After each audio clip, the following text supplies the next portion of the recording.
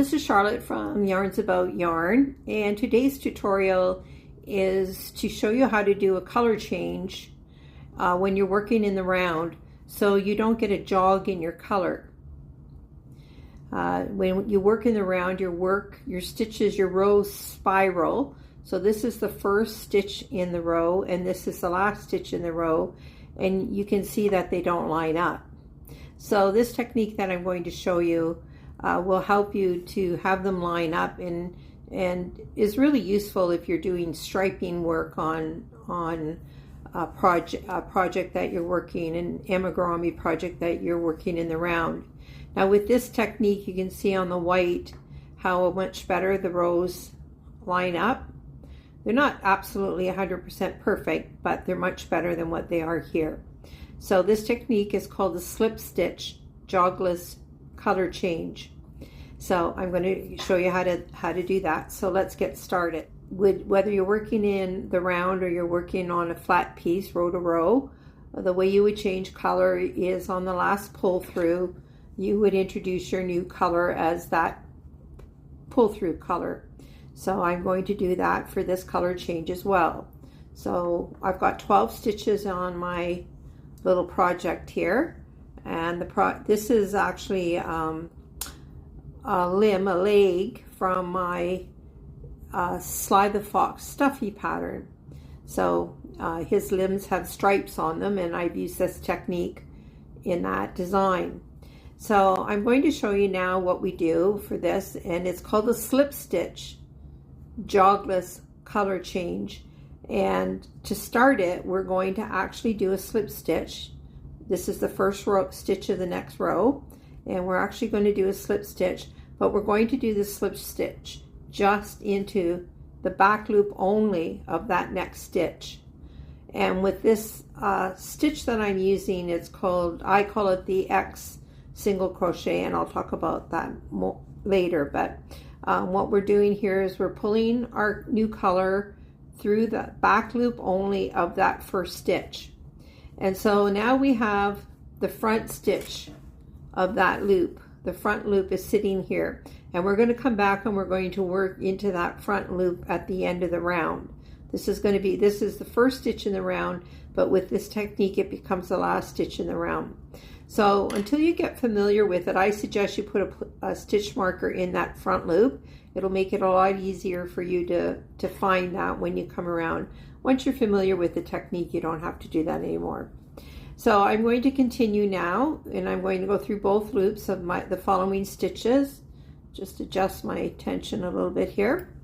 And the stitch that I'm using that I mentioned is a yarn under technique. So I'm going to yarn under, and for my last pull through, yarn under.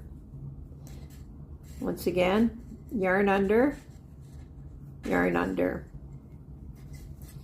yarn under, yarn under. So it's like a single crochet, but the difference is you're yarning under instead of yarning over. So what's the advantage of this particular stitch?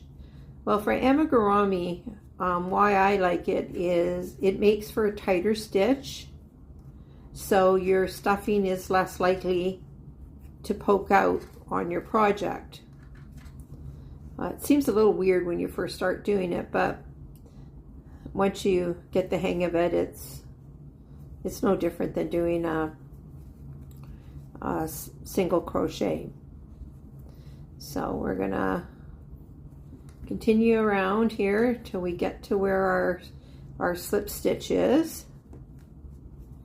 So this is the last stitch in the round where we changed our color, and we're back to the stitch with our marker in it and the slip stitch in the back loop. You can see that slip stitch is in the back loop there.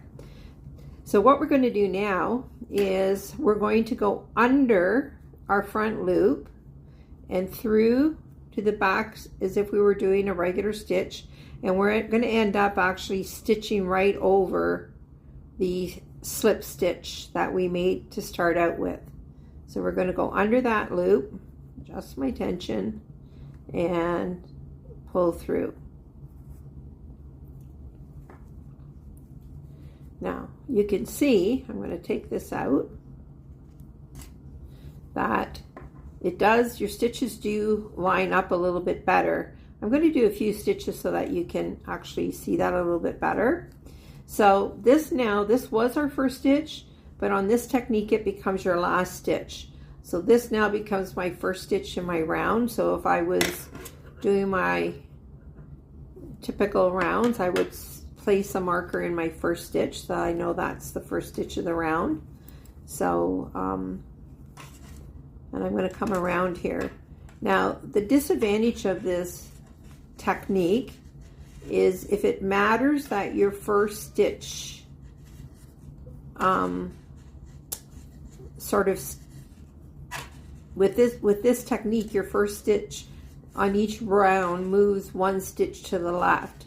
If that would matter in the pattern that you're doing, then maybe this is not the color change to use for that particular design.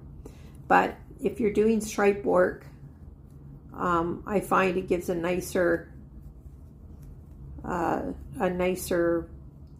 it lines up the stripes better than just having that jog in there. I prefer it.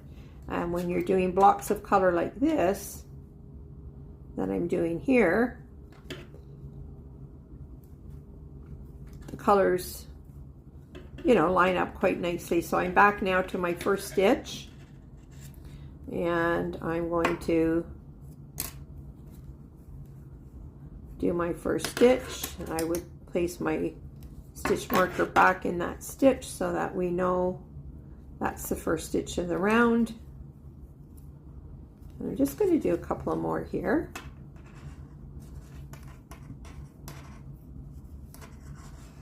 And we can take a look. So you can see when you come around here, your stitches, the jog is not as noticeable. There's a slight up round, but they sort of round up a little bit better there than before. So that's the slip stitch jogless color change. If you found this tutorial helpful, like it and subscribe to my channel.